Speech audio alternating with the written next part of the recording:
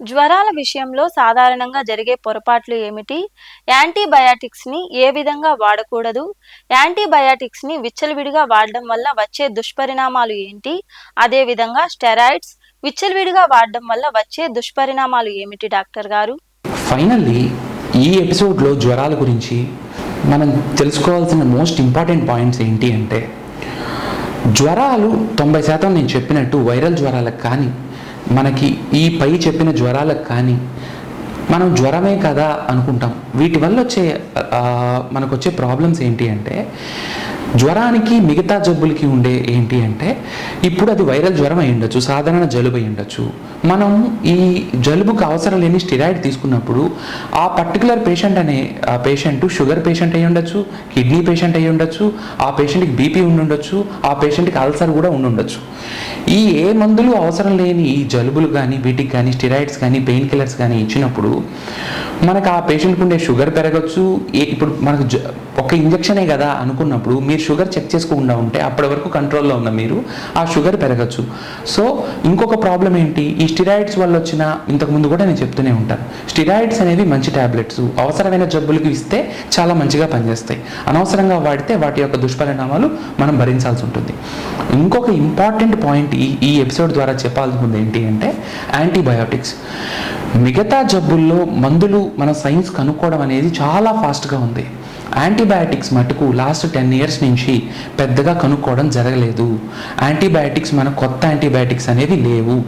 So యాంటీబయాటిక్స్తో మన అనవసరంగా antibiotics వాడుతూ ఉంటే వచ్చే ప్రాబ్లమ్స్ ఏంటి అంటే, ఇప్పుడు దాంతో తగ్గించాల్సిన అమాక్సిలిన్ అనే ట్యాబ్లెట్తో తగ్గించాల్సిన జ్వరం ఒక్కొక్కసారి 10,000 రూపాయలు యాంటీబయాటిక్ ఇస్తే కూడా తగ్గని అవసరం వస్తుంది. దాన్ని యాంటీబయాటిక్ రెసిస్టెన్స్ అంటారు. సో మీ జలుబులకు కానీ, వైరల్ జ్వరాలకు కానీ యాంటీబయాటిక్స్ వాడినప్పుడు మీకు నిజంగా అవసరం ఉన్నప్పుడు యాంటీబయాటిక్స్ పనిచేయవు. సరే, పని చేయకపోతే ఏమవుతుంది, అప్పుడు ఆటోమేటిక్గా మీకు ఏ మందు పెట్టాలో తెలియదు కాబట్టి మనకి ట్రీట్మెంట్ లేట్ అవడం ద్వారా మనం కాంప్లికేట్ అయిపోయే అవకాశం చాలా ఎక్కువగా ఉంటుంది. పైగా ఈ యాంటీబయాటిక్ ఉండే క్రిములు మీతో పాటు వేరే వాళ్ళకు కూడా స్ప్రెడ్ అవ్వడం వల్ల వాళ్ళకు కూడా ఆ యాంటీబయాటిక్స్ పనిచేయకపోగా మనం ఇప్పుడు మేము రెగ్యులర్గా చూస్తున్నాం. ఏ జ్వరాలైతే మనం యాంటీబయాటిక్స్ వాడాలో లేదో ఎలా తెలుసుకుంటాము అంటే, యాంటీబయాటిక్ కల్చర్ చేయాలి. ఒక పేషెంట్కి ఇప్పుడు యూరిన్లో మంట అని చెప్పారు, ఏదో ఒక యాంటీబయాటిక్ వాడేయకుండా యూరిన్కి కల్చర్ లాంటివి పంపించడం ద్వారా మీకు అసలు ఏ యాంటీబయాటిక్ పనిచేస్తుంది, ఏ యాంటీబయాటిక్ ఎన్ని రోజులు వాడాలి అని డాక్టర్ గారి సలహా మేరకు యాంటీబయాటిక్స్ వాడాలి కదా అని మెడికల్ షాపుల్లోనో లోకల్ దగ్గర కానీ మీరు యాంటీబయాటిక్స్ అనవసరంగా కానీ వాడితే మటుకు ఇప్పుడు మీకు ప్రాబ్లం లేకపోవచ్చు, కానీ యాక్చువల్లీ యాంటీబయాటిక్స్ అనవసరంగా వాడడం వల్ల మీకు మోషన్స్ లాంటివి అనవసరంగా అయ్యే అవకాశం కూడా ఉంటుంది. పైగా యాంటీబయాటిక్ రెసిస్టెన్స్ వచ్చే అవకాశం ఉంటుంది. కాబట్టి యాంటీబయాటిక్స్ని మిస్యూజ్ చేయొద్దు.